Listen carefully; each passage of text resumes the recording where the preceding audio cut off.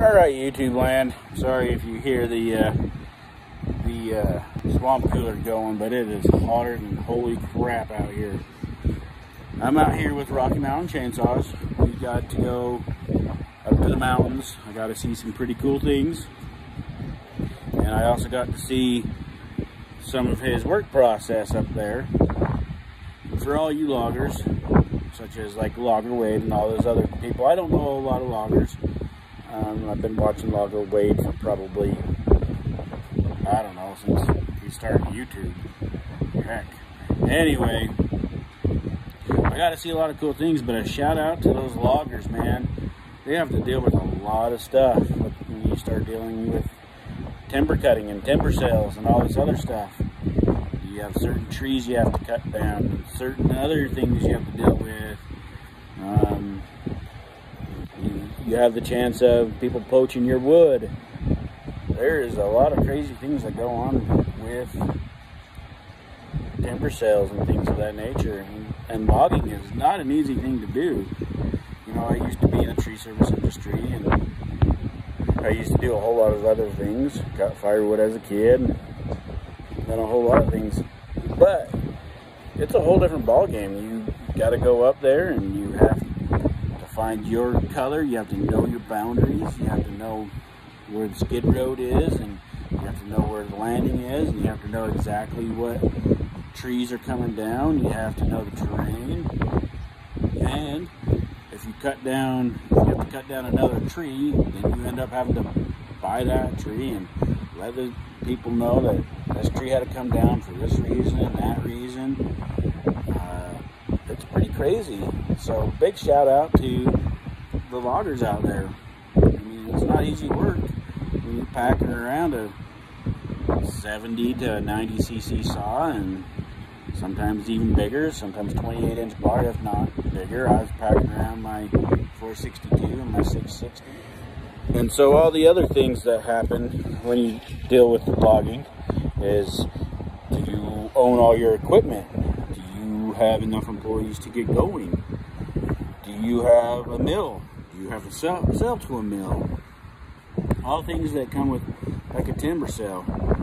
Obviously, it gets kind of rough, and it's dirty, and in the mountain ranges, like actual mountains, not rolling foothills. I mean, it's steep stuff. It's super impacted with trees and shrubs, and then you have to know what trees are people wanting. And sorry, excuse me, gotta get some water in me. And other things such of that nature. Sometimes it's just a big hassle just getting things down. Loggers deal with a ton of problems, and you know, you've got widow makers that are just hanging out, hung up trees. I mean, you got a lot of things.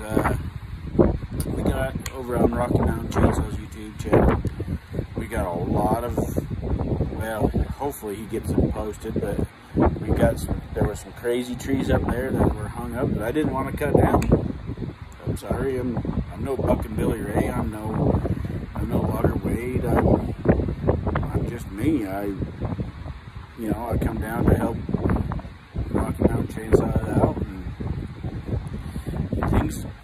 There's a lot that goes into it. Planning a day to go up and cut a few trees, and I mean, he has to meet with the Forest Service and all sorts of kind of cool stuff. But man, there's a lot that goes into play when you end up doing logging. It's a whole lot different than going up cutting firewood and saying, oh, I want that dead one. It's already on the ground. Let's go buck it up. I mean, packing around my 460 was with a 28-inch bar. I mean, I'm fat and out of shape, but I tell you what, by the time you're done cutting, you're done cutting. And Rocky Mountain Chainsaw, he has a really good guy that's cutting down trees for him. He's a smart man.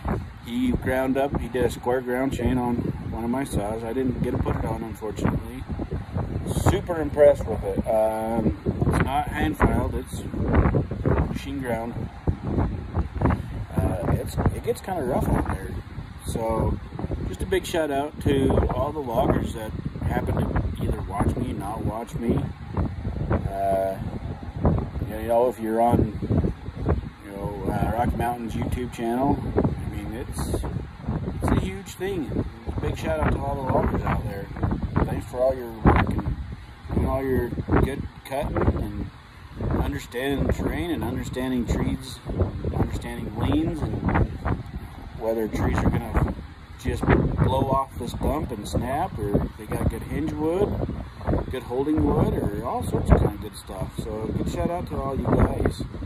You know, I wish I could be be as good as Buck and Billy.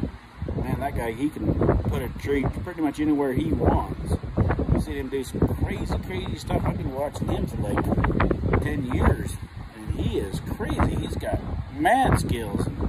I can only imagine, you know, the things that he's got to see. So, and then you got Logger Wade out there. He mechanical logs and he hand cuts, but holy cow. You know, he operates a skidder, he operates everything. I can just only, I fully understand the situation that these loggers get put into now. I didn't really understand before, so shout out to you guys.